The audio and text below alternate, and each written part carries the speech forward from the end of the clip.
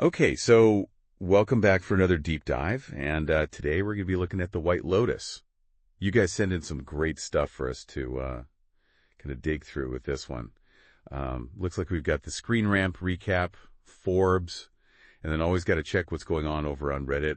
Looks like they had a lot to say about this one. So specifically, we're looking at Season 3, Episode 5, Full Moon Party. Yeah, we're at the halfway point for the season. Right. So a lot of stuff has kind of been set up, like Tim Ratliff stealing the gun, Greg doing his shady investigation of Belinda, and then, of course, everybody getting ready for this full moon party. Yeah, and it seems like with all this stuff going on, like Screen Rant and Forbes both mentioned that, this episode doesn't really have that big bang that you might expect after episode 4. But that doesn't mean that it wasn't a great episode, right?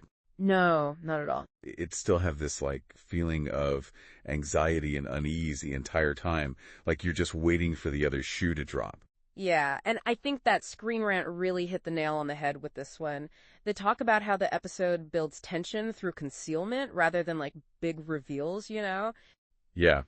Like, we've got Timothy hiding the gun, Jacqueline scheming with Valentin, even Guy Talk trying to handle the missing gun situation all by himself, which we'll get into later. But yeah, none of this stuff is really out in the open. It's all kind of simmering beneath the surface, and that just creates this constant feeling that something bad is about to happen. Right, and then you got the pacing of those party scenes. Oh, yeah. You're watching them and you just get this feeling like something's going to go wrong. Someone's going to have a bad reaction or there's going to be a confrontation.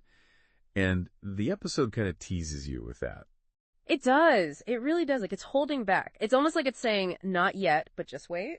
So, with all that in mind, let's talk about Jacqueline, Laurie, and Kate's night out with Valentin and his friends. Forbes kind of throws some shade right at the beginning. They basically imply that Valentin and his crew might be the ones who stole the jewelry earlier. Interesting. Yeah, so that already puts their whole interaction with them in a different light. It does, and a lot of the Redditors pick up on this too, especially when it comes to Kate. She is not comfortable at all with these guys, especially once they get back to the villa. Yeah, she just wants them to leave. And you can't really blame her. No, not at all. She's picking up on something that's off. Laurie even says something like, something bad is about to happen. Oh, really? Yeah. And Forbes points out that this makes you think maybe they're going to get their drink spiked or something.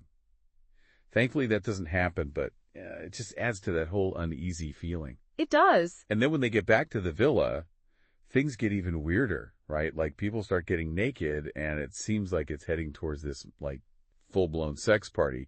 But the episode never really goes there. Right. It's the show is dangling these possibilities in front of us, but never fully committing to them. It's just another way to keep us on edge and keep us guessing. And, speaking of keeping us guessing, what about Jacqueline? Oh, boy. She is really something else in this episode. She is. She's pushing Laurie to go in for Valentin. Right. But then as soon as everybody else goes to bed, she hooks up with him herself. Classic Jacqueline. Yeah, and both the recaps and the Reddit threads pretty much agree that this is some seriously manipulative behavior. What is her deal? Well, I think a lot of people on Reddit had some really insightful takes on this, and they basically boiled down to Jacqueline having this deep need for attention. She wants to feel desired, and maybe she's not getting that from her husband. Yeah, that tracks. It's sad, but also kind of messed up how she uses other people to get that validation. It is. And through all of this, it's Kate who's the voice of reason. She's the one who just wants everybody to be safe and get home okay. A lot of the Redditors were saying they really identified with her in this episode. Yeah, I get that. Okay, so let's switch gears and talk about Timothy and the whole stolen gun situation. Guy Talk finally figures out that the gun is missing, and he checks the security footage. Uh-oh. And, of course, it's Timothy who took it. But the way Guy Talk handles the situation is just so bizarre. It really is. And so many people on Reddit were calling him out for it. He confronts Timothy, which is fine, but then he doesn't tell anybody else. What is he thinking? It's he's more worried about protecting himself than he is about dealing with the actual problem. Exactly. Okay, so meanwhile, Timothy is serially spiraling. Right. He's dealing with whatever's going on with him internally, and then he's got the whole stolen gun thing hanging over his head. Plus, he took those pills from Victoria, so who knows what's going on there. Yeah. And then there's that scene where he actually writes a suicide note and puts the gun to his head. Oh, wow. Thankfully, Victoria walks in and interrupts him. Oh, my God. That's intense. It is. It's just really sad to see him like this, caught in this web of lies, trying to protect his reputation. Yeah, he's dug himself into a hole, that's for sure. And then you got Victoria worrying about Piper going to Thailand, or maybe it was Taiwan. She can't seem to get it straight. And he's convinced that Piper is going to get caught up in some kind of sex cult. Victoria, always a little out of touch with reality. Right. But honestly, it's kind of funny amidst all this serious stuff. It is. Like, it's this little bit of comic relief. Piper is just so over her parents. Oh, yeah. Okay, so let's move on to Belinda. Okay. So Fabian tells her that Greg has been asking about her. Oh, that's not good. Yeah, and Belinda immediately jumps to the conclusion that Greg might have killed his wife. Which, given her past, is totally understandable. It is. But Fabian just brushes her off. He's like, just focus on your job. Ugh, typical. It's so frustrating to see her concerns just get dismissed like that. It really is. But, at least she has that nice moment with Portia. Oh, yeah, that was sweet. Forbes even points out that it's a consensual and supportive interaction, which is like kind of a breath of fresh air in this episode, It is. It's nice to see a genuine connection amongst all the messed up stuff. Right. Okay, so let's talk about Rick's little side adventure in Bangkok. Oh, yeah. That was unexpected.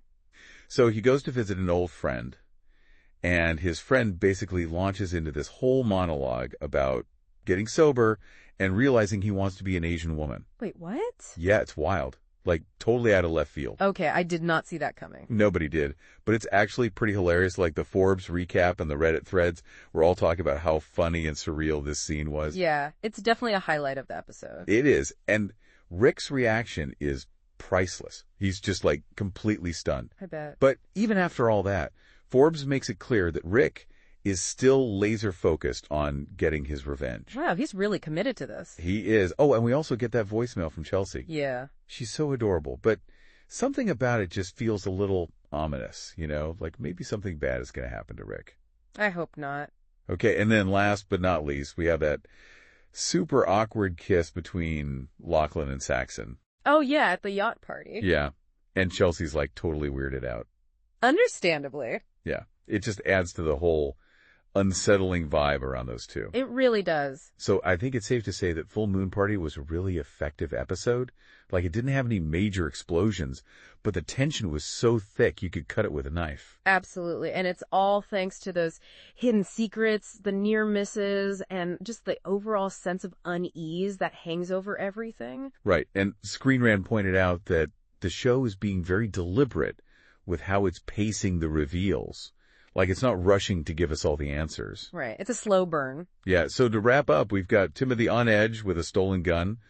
Rick is still plotting his revenge. The women on vacation are falling apart, and we still have no idea who's going to get hurt.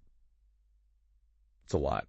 It is. So much potential for things to go wrong. So I think a good question to ask yourself as you rewatch Full Moon Party is which character is closest to breaking? And what's going to be the thing that finally pushes them over the edge? Yeah, good question. Pay attention to the little details. Those might be the clues to what's coming next. And thanks as always for deep diving with us. Absolutely.